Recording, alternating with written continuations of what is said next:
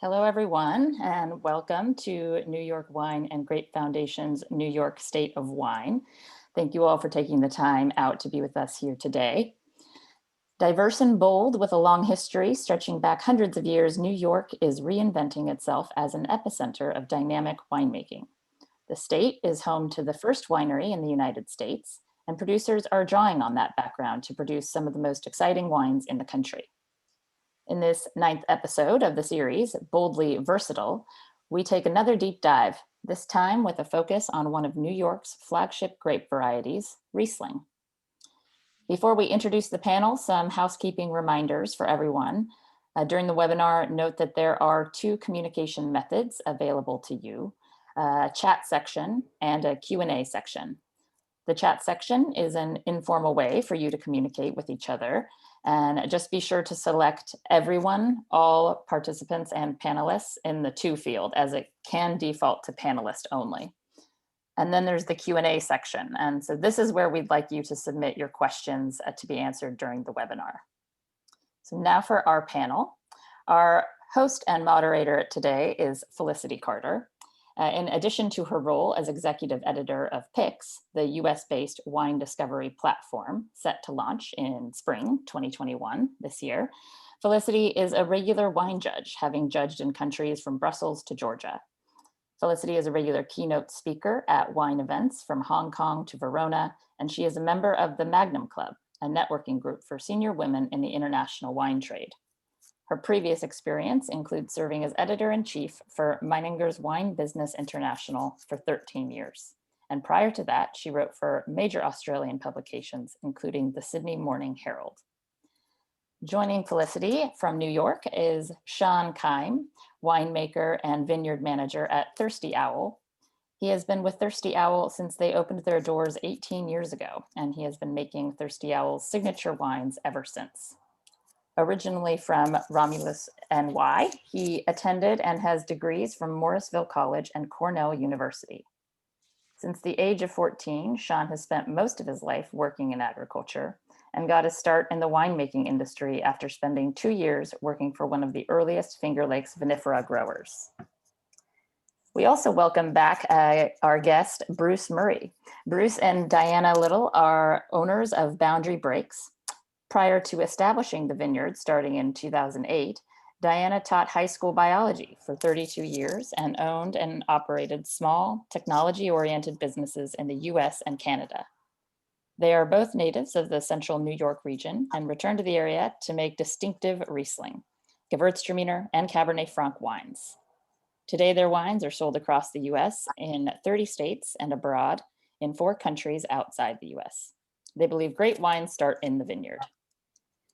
And Dave Breeden, with 20 years experience making wine in the Finger Lakes. Dave can always be found in Sheldrake Point's winery or lab, gently and patiently tending to the fermentation and aging of the wines.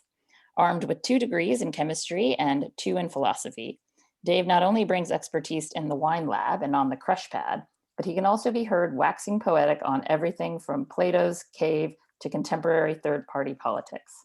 Dave joined the Sheldrake Point team in June 2002. So let's get started. Over to you, Felicity. Hi, everybody. I'm really excited to be here today. As you can tell from my bio, I'm an Australian, but I'm actually sitting in a room in a place called Neustadt an der Weinstraße in Germany, which is in the Rhineland-Pfalz area, which is very famous for its Riesling. So everybody here drinks pretty much nothing but Riesling. So it's a subject that's very dear to my heart. And so I'm really happy to be talking to people from a wonderful, cool climate region about how they do Riesling. So I'd like to come to Dave to start from Sheldrake Point, and your winery is next to Cayuga Lake. Could you please explain about the lake and the surrounds? Can you talk us through where you are and what you do? Sure. Welcome. Thank you all for coming. So Sheldrake is about halfway up the western side of Cayuga Lake. Cayuga Lake is one of 11 Finger Lakes here in the central region of New York. Oh, thank you. The lakes were formed by glaciers a long time ago, and I should know a date, but I don't. And they were carved out and then filled up with water as the glaciers melted. And they're considerably deep. We'll in a minute have a picture of how deep they are. And that deepness works to our advantage. It's what allows us to grow vinifera grapes here in the Finger Lakes. The water in the lakes absorbs heat all summer and re-radiates it all winter. And so that the pieces of land that are near the lake are considerably warmer during the coldest part of the winter.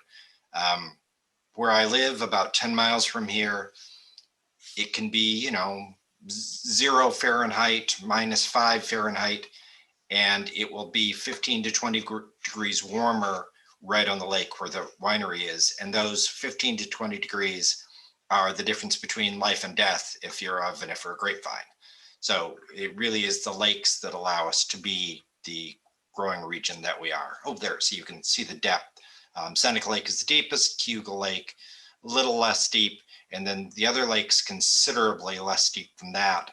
And if we move to the next slide, you can see that during a very cold winter, and this we decided amongst ourselves without any actual memory of the event, that this was the winter of 2014 into 2015. And you can see that the lake above us, Lake Ontario, is frozen. Seneca Lake is not frozen at all. Cayuga Lake is almost beginning to freeze, but the area right outside Sheldrake, which is, I'm pointing at my monitor, which is totally meaningful to you, the little point on the western shore of the lake about halfway up, that is not frozen either, but some of the other areas are starting to freeze, and all of the other Finger Lakes are in fact frozen. And when the lakes are frozen, they stop protecting the grapes. And that's when you see serious bud death and sometimes even vine death.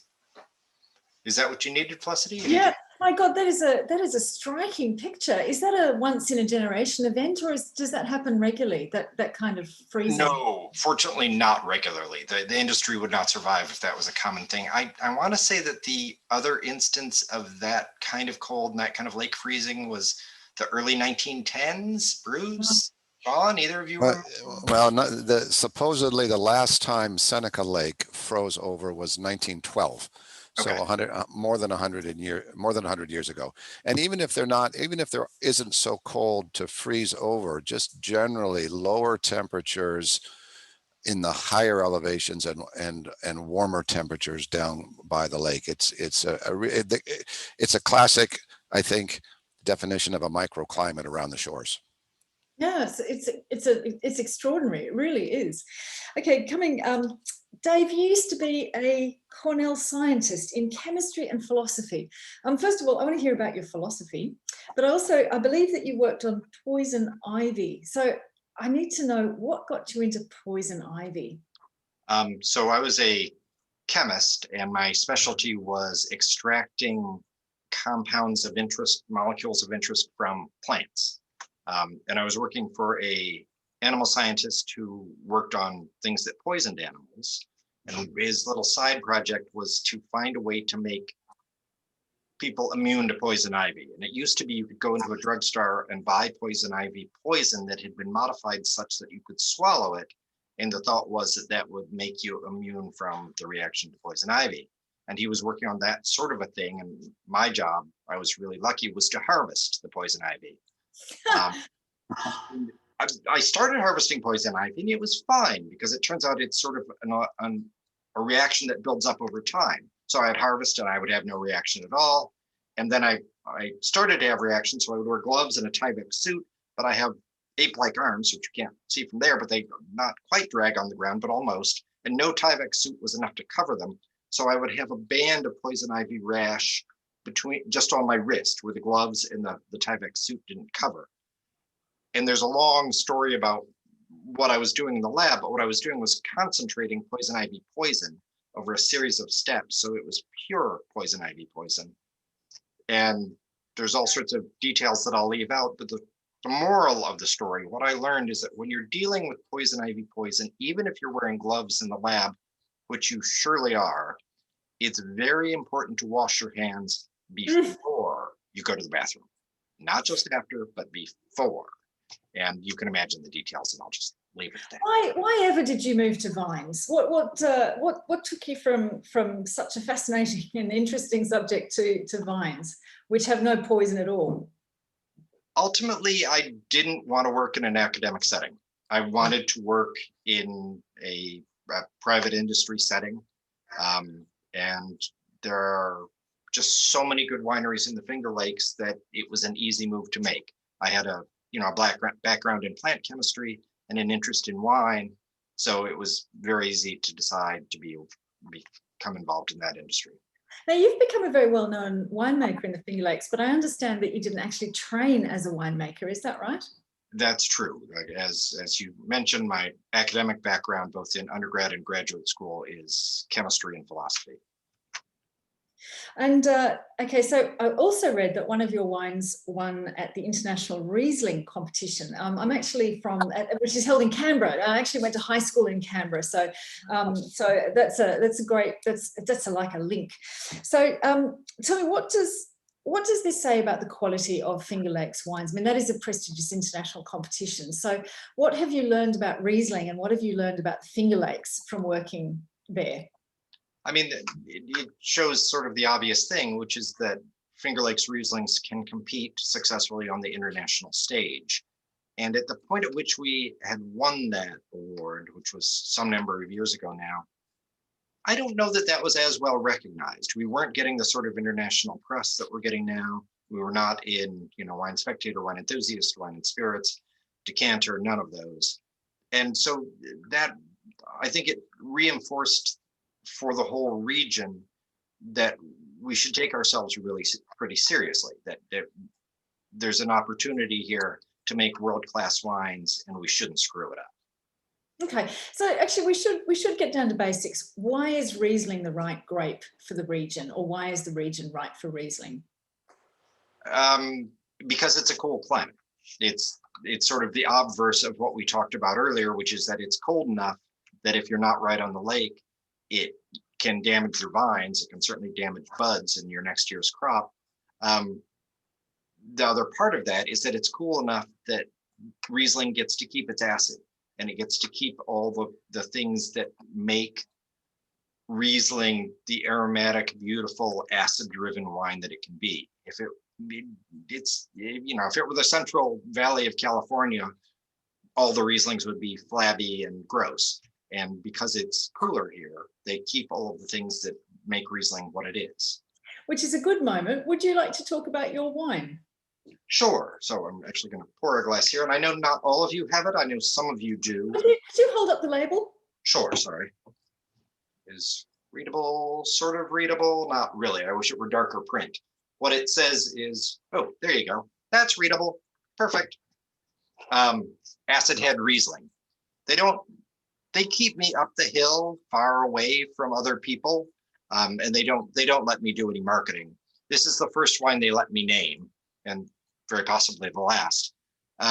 This is the second vintage of this product. It was meant to be a sort of homage to pre-climate change German Cabernet style Riesling. So it's picked very early, 17 bricks, a good solid month before our regular dry Riesling grapes are picked. With high acid, for the wine that we're talking about now is picked with a acidity of 10.6, which is pretty high. Pressed, fermented coolly, and we keep that acid. We try and keep it in a bottle for a year before release, because immediately upon bottling, the sort of general reaction is that it's stripping the enamel from your teeth, and nobody really wants that. Yeah, I actually tried the wine this week, and I found it far from being super acidic. I actually found it really nicely balanced, and that low alcohol is just lovely. It's got a nice ethereal quality to it, and it didn't taste underripe at all. I thought it was a lovely wine. Yeah, no, that's the thing, is that year of bottle aging makes the acid that it's bottled with, which is quite high and still measurably quite high in the wine, it marries into the wine and it becomes pretty. So it's intolerable for a while and then really quite pretty. Now, I'd like to ask you a question. In one of the interviews that I read about you, you said in the early days of being in Finger Lakes, you struggled with cheap, sweet wines. And now, of course, the Finger Lakes is making absolutely lovely ice wines. Can you explain the difference between a cheap, nasty, sweet wine and one of very, very high quality? I'd like to think I didn't use the word nasty, but I might have. And it wasn't so No, much. you didn't. I threw that in. I threw that in. It wasn't so much that I personally was dealing with cheap wine. I was not drowning in a sea of cheap wine. It's more the history of the region. The region started out making a lot of wine from native and hybrid grapes that was oftentimes quite sweet and not fine wines. And after Dr. Frank came here in the late 50s, early 60s and started planting vinifera, we figured out we could grow vinifera. And we have been, over those 50 years since Dr. Frank first planted vinifera, we've been transitioning to a fine wine region. Or there's a serious dedication to vinifera now and to making fine wines, including wines like ice wine, which are, nobody should do that. It's a really bad idea. Bruce can talk more about that because he's going to talk about ice wine, but it's, you know, you leave out 3 tons of grapes, and by the time you harvest them, you're down to a ton just because of dehydration and birds and bears and deer and whatever else is out there. And then you have to go out and pick it when it's very cold out. Okay, I'm going to stop you right there. Do you get bears in your region? No, bears. I was making bears. No elephants here. Sorry. All right. And finally, can you talk, you've had relationships with other wineries in the region. It looks very collegiate. Can you talk about the community of the Finger Lakes a little bit? So besides the lakes, the most important part of the Finger Lakes winemaking region is the community we have. We are all very much dedicated to the idea that if everybody makes better wine, the region will draw more people and will draw more of the proper attention. So we're very dedicated to helping each other. There's a group of us that meets and tastes each other's works in progress blindly every 2 weeks. So you can get feedback on what needs to happen to wines. Just in general, we work to help each other as much as we can. We at Sheldrake are absolutely dependent on that. We not only have our own estate wines, but we sell grapes to other people, and we produce wines for other wineries that don't have a winery facility. And we would not be economically viable without that. So that sense of community that we sort of live every day is also, at least for Sheldrake and for a bunch of other wineries, built into their financial model. We have to like each other because we have to work together, or we're not going to be able to do what we need to do. Thank you very much. Shawn, I'd like to come to you next. You're actually a Finger Lakes native, I think. You've grown up there and been there all your life. How, in the time that you've been making wine, or since you're growing up, how has the winemaking changed? What's different from in the past? Well, I'd echo a lot of what Dave said about the change in wine styles here. You know, I remember when I was young, Niagara being a common wine that people would think of in the Finger Lakes. And it has definitely evolved towards more focus on viniferas, making world-class, or, you know, in our attempt to make world-class wines, branching out with different varieties and kind of pushing the boundaries of what we can do here. Yeah, and just more focus on quality and viniferas. There's quite a bit of focus still on hybrids, and you know, a little bit more interest in those in recent years. So we still do some of those things, but definitely putting most of our focus on vinifera. One of the things that you said in an interview that you did is you said that every vintage is different in the Finger Lakes, and then you can remember all of the vintages. Can you talk about that and how that might be different from other wine regions? Are the vintages really very distinct? I mean, do you have a lot of variation in your weather, or have you got a very good memory? It was a few years ago I said that. So as I'm getting older, my memory is not as good as it used to be. So I don't know if I can remember all the vintages now. But if I look back on my notes, I can think, you know, I remember specific things about the years. It's just we do have a lot of variation, and that's one of the things that I like to embrace. Being able to work with what you have in a given year. We do different, you know, we might handle things differently in the vineyard, a little bit more leaf pulling, more effort on things like shoot thinning, dropping crop if we need to, and then just handling it in the winery. And I feel if you're in a region where, it's just hot and dry every year, that's the norm. I think that would be not very interesting. I like to embrace the variabilities that we have and always make wine that suits that vintage. So what kind of extremes do you see in terms of weather in the Finger Lakes?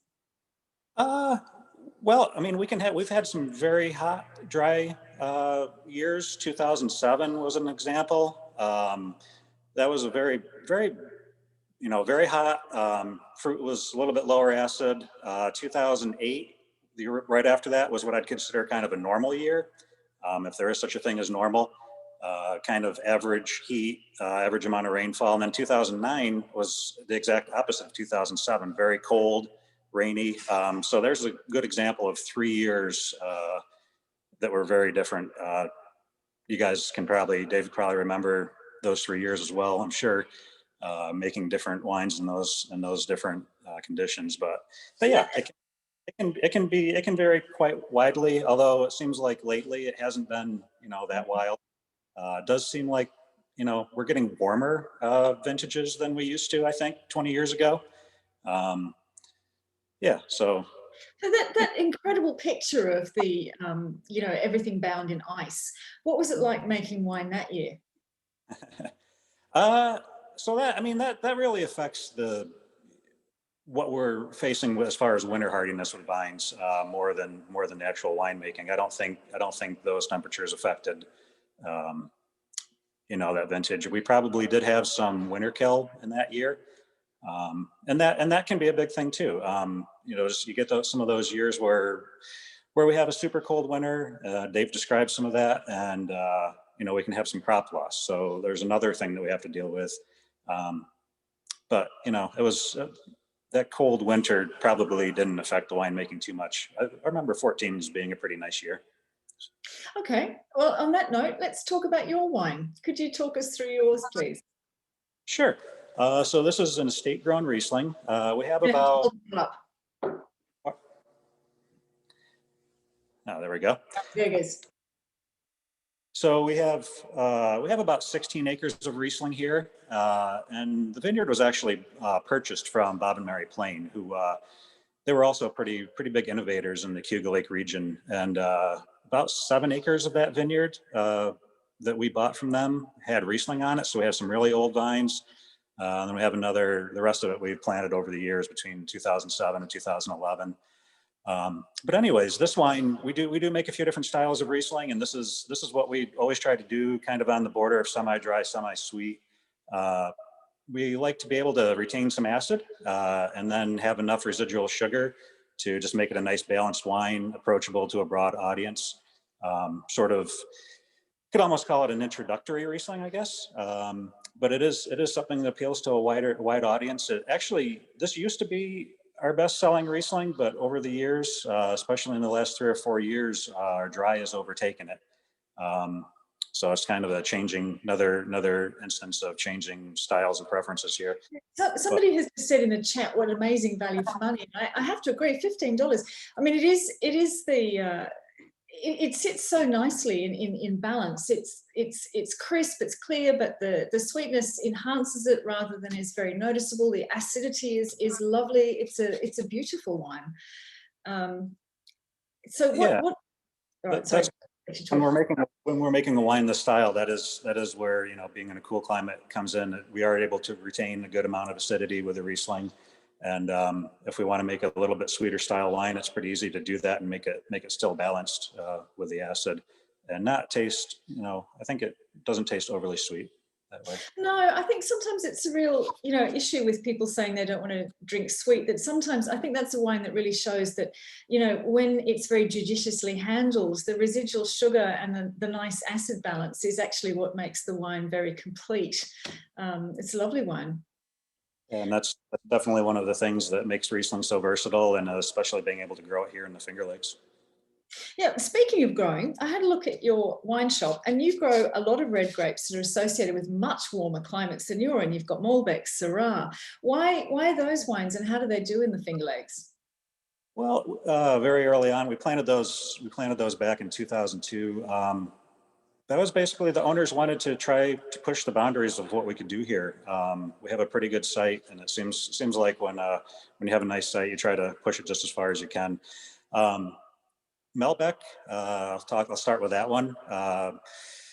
We don't do a lot of it, but it's a really nice niche wine for us. We have a big following of it. We do some blending with it. We do a Cab Syrah Malbec blend, and then we do it as a varietal on its own. You have to be very careful with it. It can overcrop, has huge clusters, and if you do that, we learned the hard way early on. If you allow it to overcrop, it's just really unripe, a lot of green tannins. So we've gotten into really controlling the crop size, extended barrel aging, and it makes a nice wine. The biggest problem is it just doesn't. It's very winter sensitive. So we actually have to prune the vines out after leaf fall, lay them down on the ground. We put one wire down, tie them down, and then bury them with a one bottom plow, cover them. Right. Yeah. So that protects the buds. We've gotten away from doing it with dirt. We've learned that we've done it with hay now, and because vines don't like being underground, so they do get a little bit of bud damage just by being in that wet environment. So we've begun doing it with hay now. And Syrah, I know we're supposed to be talking. Oh, sorry, Syrah. Is it a very spicy Syrah? it is. And that's one nice thing about it. It's given the variation we do have in some years where we get a little bit colder vintages, it is difficult to make those red wines as well as you'd like to. But Syrah is a lot more consistent. You do have a lot of nice black pepper spiciness to it. So that's what makes it a really useful tool for blending in those years, along with Cabernet. And that's a little bit easier to handle the winters too. And I'll come back to Riesling in a moment because I know that we are supposed to be talking about Riesling, but I want to know about your Cabernet Sauvignon ice wine, given that, as Dave pointed out, ice wine is very difficult anyway. Why the Cabernet Sauvignon? Well, it's an interesting story. We actually, 2009, the one vintage I talked about that was so cold, that was a really bad year for making something like Cabernet Sauvignon. It was just really unripe. So we wanted to get into making ice wine, and we really planned on doing it with Riesling. But we took advantage of that year and some of those unripe Cabernet Sauvignon grapes to basically experiment with how to make ice wine, how it was going to handle hanging on the vine. We learned a lot of hard lessons. Like Dave said, you lose a lot of grapes. That first year we didn't have bird netting on it. We lost about half our crop just to birds. But we learned some valuable lessons, and the thing was that it came out tasting really great. Really nice raspberry flavors, and we were surprised by how much we liked it. Customers loved it, and we sell it. So we continue making it, and the nice thing is that in cooler years, we'll make more of the ice wine. Warmer years, we'll make more of the standard red. So it's a nice way to be able to manage those vintage variations with a grape that's kind of difficult to ripen. Yes, I'd love to try it. I really would. What an interesting wine. Bruce, if I can come to you. Now, I was looking at your property online, and it's absolutely spectacular near the lake. And you're at a different lake, I think. So could you talk about Seneca Lake and what makes it special beyond what we've already discussed with depth and so on? Sure, happy to do that. And thanks for everyone for joining us today. So Seneca Lake is the deepest of the 11 Finger Lakes, and so the mass of water tends to be even bigger moderator of the temperatures. The other thing about these lakes is the eastern and western facing slopes on the lakes get different kinds of sun exposure. So in addition to the terroir of the moderating effect of the lake, you also get different degrees or different magnitudes of sun exposure, which also helps ripening in a cold climate like this. I would say if you look at where all the vineyards are located in the Finger Lakes, the people have kind of gravitated towards certain parts of the region. Certainly Cayuga and Seneca have the most number of vineyards, that is a vinifera vineyard, which are the more temperature sensitive premium grapes than the other lakes. So that's these two are kind of people vote with their pocketbook, and when they go seeking new vineyard property, they look around and see who's making wines that seem to be made from riper grapes, and they tend to move towards these deeper lakes. So we're on the east side, roughly at the same latitude as Dave and Shawn. And yeah, we got very lucky in 2008 when we found this site, because there weren't that many for sale, and we didn't really have a very good sense of what made a good site or not. We just happened to be in the right place at the right time. Yeah, actually, I'd like to hear a little bit about your story, because your first harvest, I think, was only a decade ago. So how did you come to be? What made you decide to come and be a winery owner in the Finger Lakes? So I think it starts first by this being a region in New York that I was raised in, not right here on this site, but roughly in the central part of the state. I went off like many people do and worked in businesses, and found myself for 30 years, with layers above me, layers below me, and layers of people around me. And it was pretty much, I didn't really feel that connected to the product that was coming out when the day was done. And so at a time when I was in my early 50s, I said, I'll have one more round here with something that I could kind of make a go at. And I liked Riesling. I thought it was underappreciated. I thought the Finger Lakes could be, already had shown a lot of promise with this particular grape variety. And I came, knocking on doors looking for a piece of property, and this one came up. And I was, as I said, in the right place at the right time.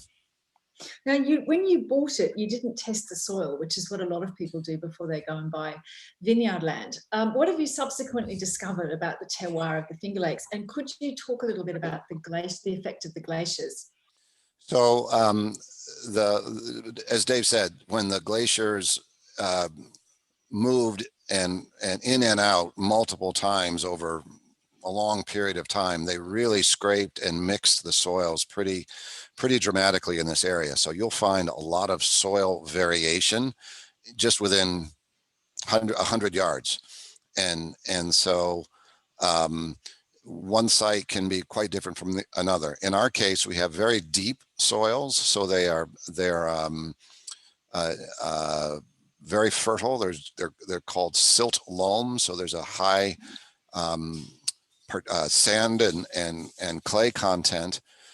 And so we have high degree of moisture retention in the soil. So we don't have drought problems. In fact, we have just the opposite. So when we found out and we didn't test it because there aren't that many parcels like this available, and to turn it down because it has less than perfect soil composition didn't make sense. So what we use is drainage tile. And for another entire hour, we could talk about drainage tile, but neither Shawn nor Dave want to hear that. But in any case, we put plastic pipes underneath the vineyard before we did any planting, which allows the moisture to be drawn off from the vineyard and allows the vineyard floor and the environment the vines are in to be much, much drier. It allows us to keep our grapes out longer because our mold and mildew pressure isn't quite as severe because everything is drier.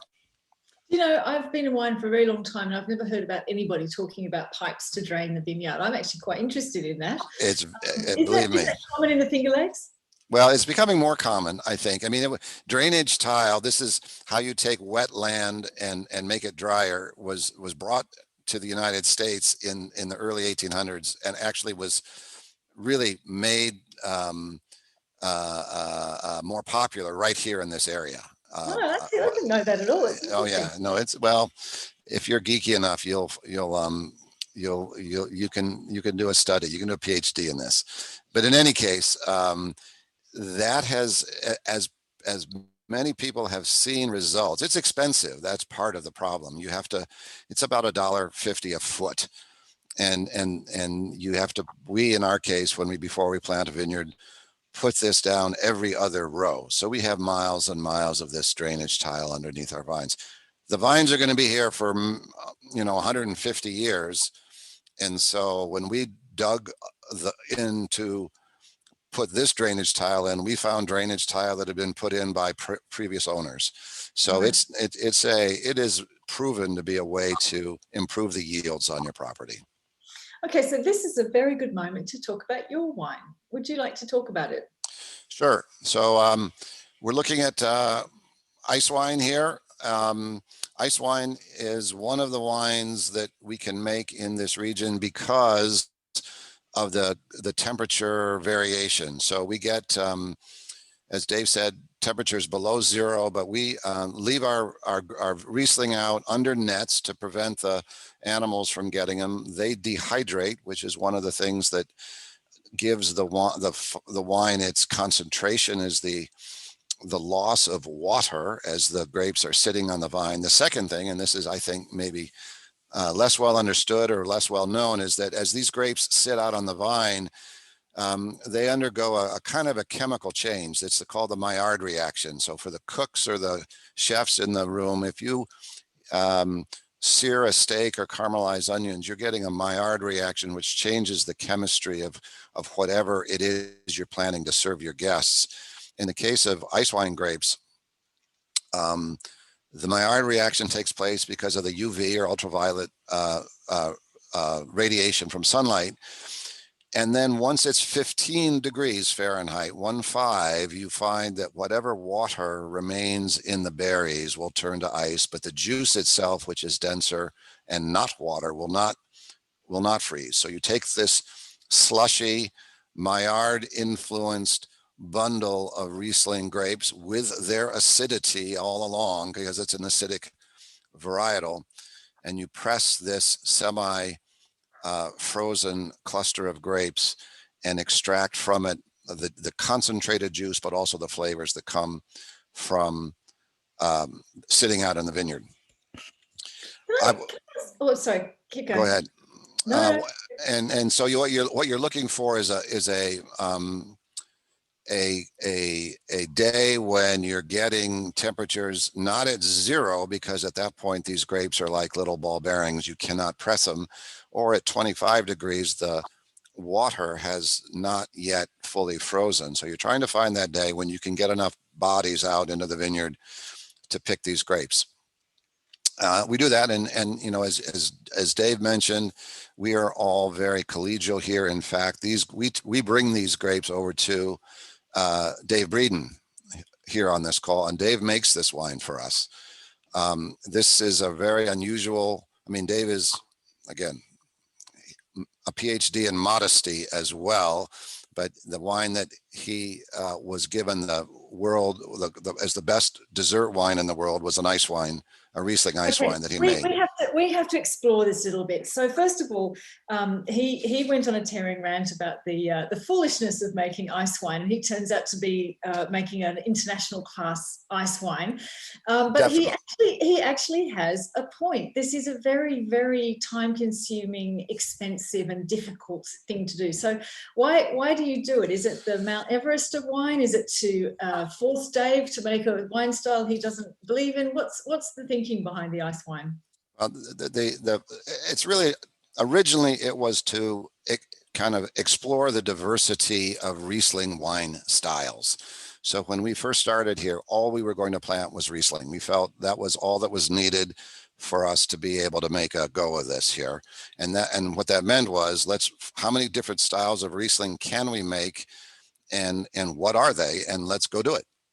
And once we realized that this is, it's a specialty item, but I don't think it's very, very difficult to find a wine like this. Not only, I mean, if you make ice wine from grapes that originally were ripe, the intrinsic flavors were there. And then if you give those intrinsically ripe grapes that have been dehydrated to a really, really good winemaker, both of whom are on the call, but the one that makes it is Dave, you can get really, really great results.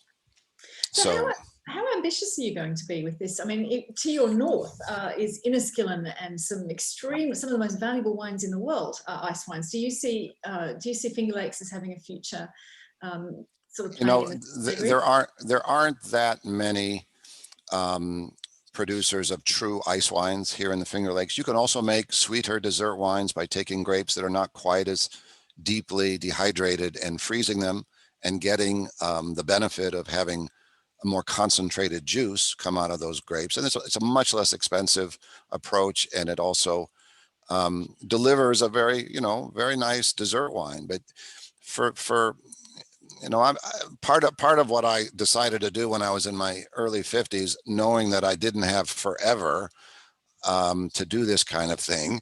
I wanted to see just what could be done if you really focus on doing it the right way. And but also we're very fortunate to be working with Dave on this project. We've got some questions in the chat, and I want to apologise to everybody who's watching. I haven't kept an eye on the chat as much as I should have, but I'm on the case now. So we've got some questions. So first of all, what's your sugar level for the iced wine? So before I'll give you all the questions at once, and then you can answer them. So first of all, do you get botrytis before you get the freezing temperatures? What are the acidity and sugar levels? And another question: how do you stop water in the grapes thawing before pressing? Is ambient temperature in the winery 15 degrees? So there you go. If you can answer those.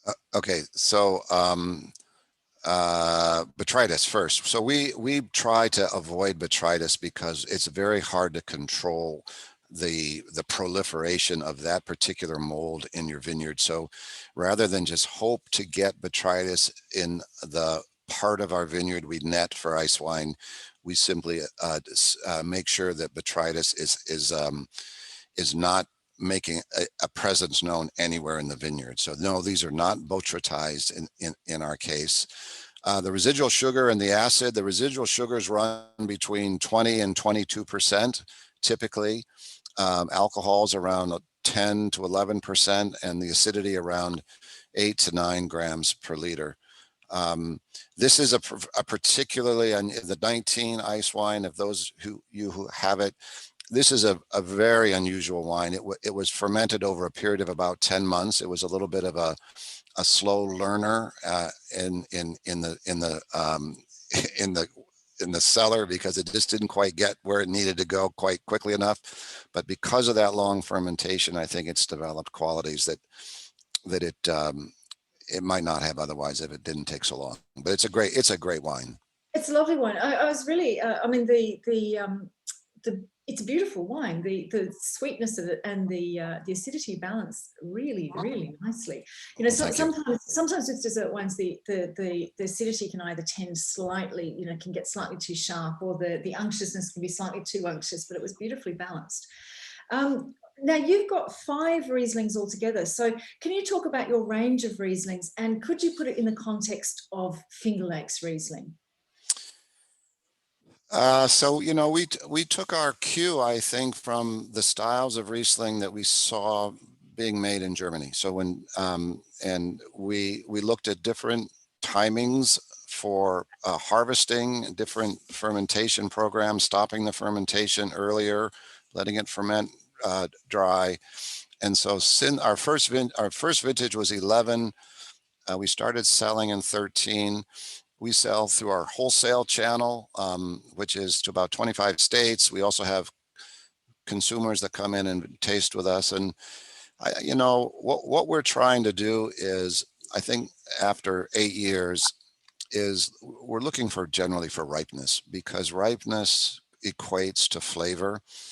And then if you have that physiological ripeness in the fruit, then you can either make a wine more like Shawn's that is more tropical with a little bit more residual sugar. The German style would be Spätlese, maybe Auslese.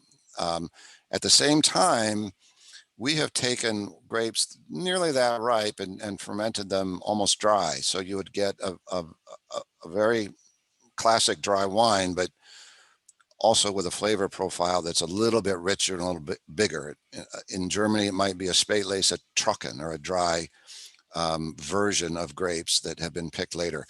And, I don't know that so we get asked often, those of us, is there yet a Finger Lakes style of Riesling? I wouldn't say not yet. We're all still looking to figure out what works best for our particular sites and our particular businesses. One other thing is, do any of you, the other great Riesling style here in Germany is the Sekt, the sparkling wine made from Riesling. Do any of you make a Sekt? So we make a sparkling Riesling, but we do it using carbon dioxide that's added after the actual fermentation is complete. So we don't do it in a traditional method style. It's really popular. And so I think it's only recently when the technologies become available to do this in a more economically viable way that it's catching on. So yes, we do. We also do a sparkling Gewürztraminer using the same method. Yeah, okay, so I'm going to clear up some of the questions that people have asked, and then we can move into a general discussion. Someone has asked, and I'll throw this open to all of you now at this point, what about climate change? Are you happy with it like most of the Mosel producers are? Is climate change going to benefit you, or is it a looming problem? I think it's too early to tell. From my point of view, and I may be wrong, but it's not manifesting itself as a sort of gradual warming that we can observe in the vineyard over time. I mean, I've only been here 20 years, so I don't know that I would. It's more in terms of what has been described as climate chaos. We get weird years. 17 was very hot and dry. 18, it rained. It started raining in July and didn't finish raining until 2019, the next year. 19, the ripening was delayed by about 2 weeks because the winter into spring was so cold that we didn't get bud break until 2 weeks later. And that's just, sort of boom, boom, boom, one weirdness after another. And I can't, positively say that that's climate change, but it didn't used to be like that. I can say that definitively.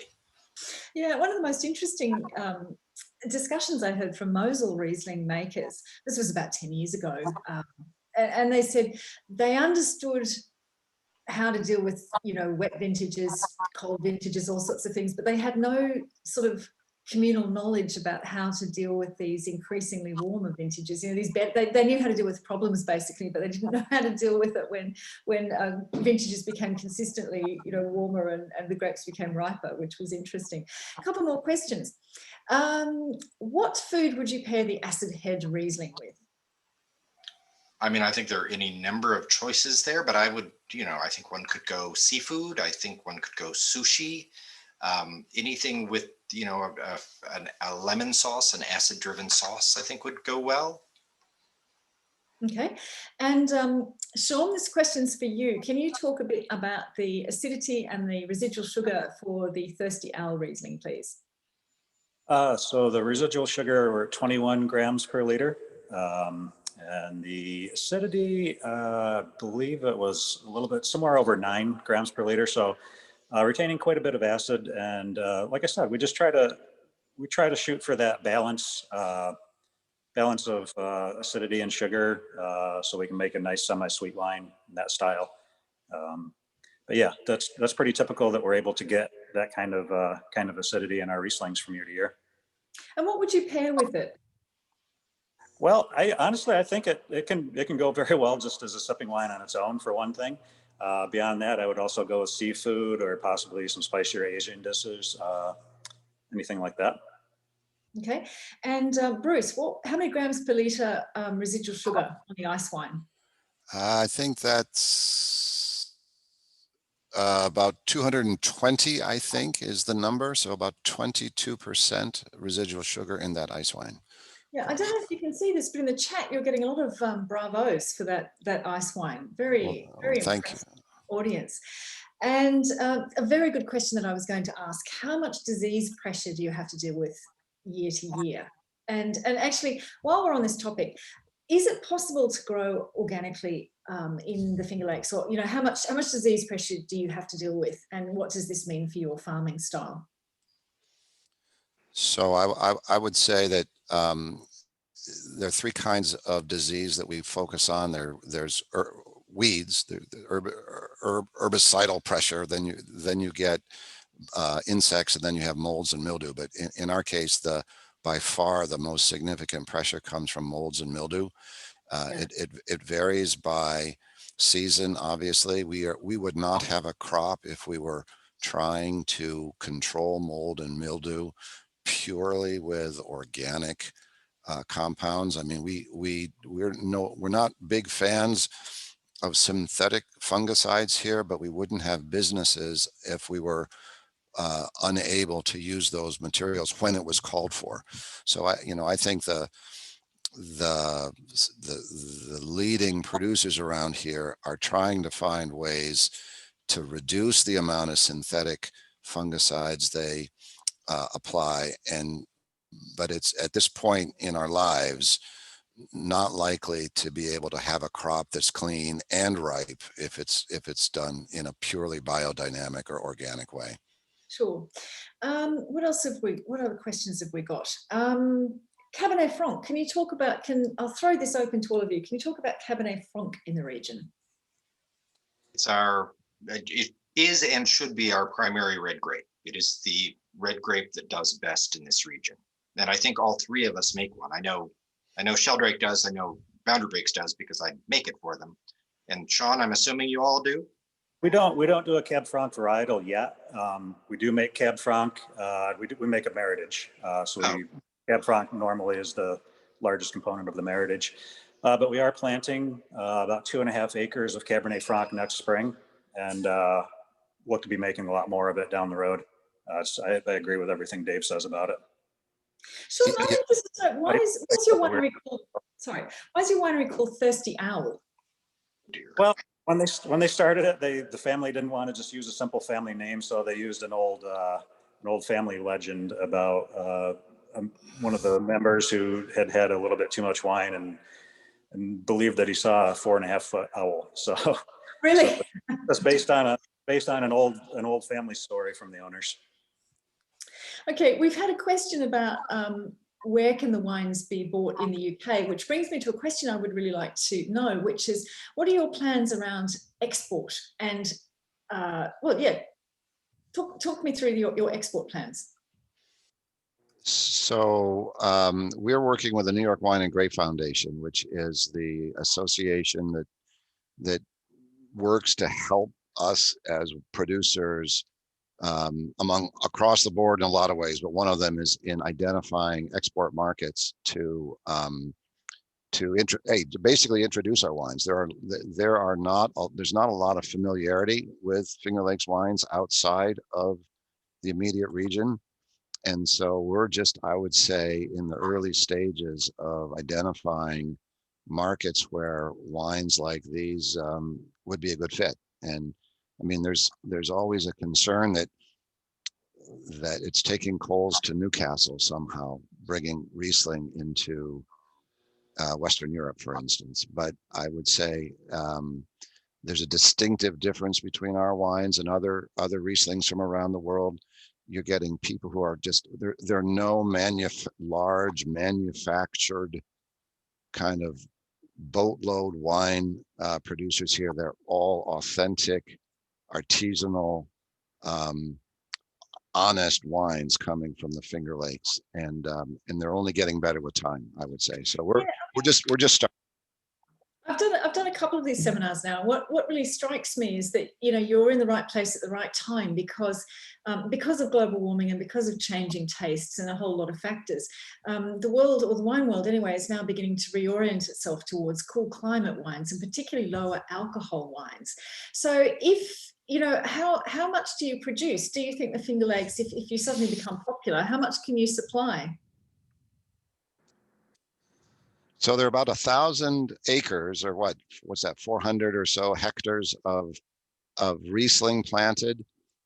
It's really, not an enormous amount. I mean, the next biggest category of vinifera plantings is Chardonnay, and after that, Cabernet Franc, I think. So I would say in general, it's still pretty small on the scale of global production of Riesling, Chardonnay or Cab Franc, but there's also a lot of land here that it could be planted. So it's really a matter of getting our wines into the market and getting people to try them.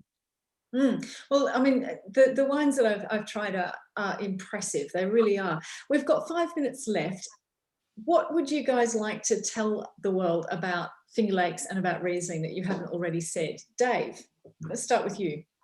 Oh, I knew you'd do that. So the one thing I didn't say about Cabernet Franc is that it makes a absolutely spectacular dry rosé. And that's actually our primary use for Cabernet Franc.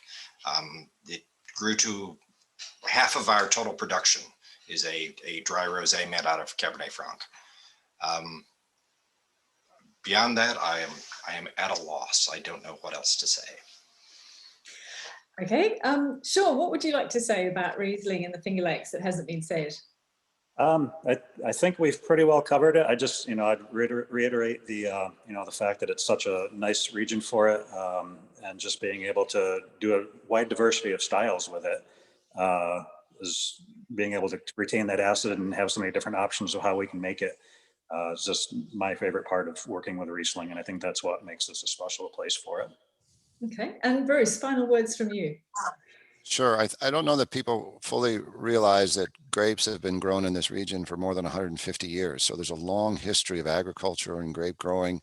Cornell University here in the region is an agricultural university, and it's really got a very strong enology and viticultural program. We benefit from the academic community. So think of Davis in California. We have our own version of that here. I mean, we've been doing this now with these grapes for about 50 years, maybe 20 or not quite 50 years. And I think that the rate of improvement of our wines is really quite startling in the last 5 to 10 years.